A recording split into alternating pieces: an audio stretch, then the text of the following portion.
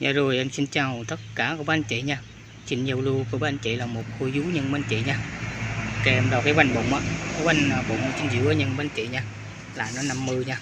Còn em đo bầu dài là nó 30 34. Còn em đo chiều cao là 21 nhân anh chị nha.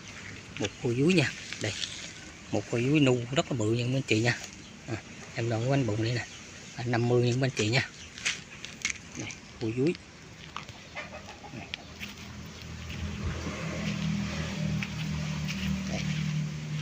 Đây là điểm mặt sâu nha anh chị nha. Điểm mặt sâu nè. Đây là điểm mặt sâu. Bôi dưới một cục luôn nha anh chị nha. Đây. Cục rất là đẹp nha. Cao là em đo là 21 nha.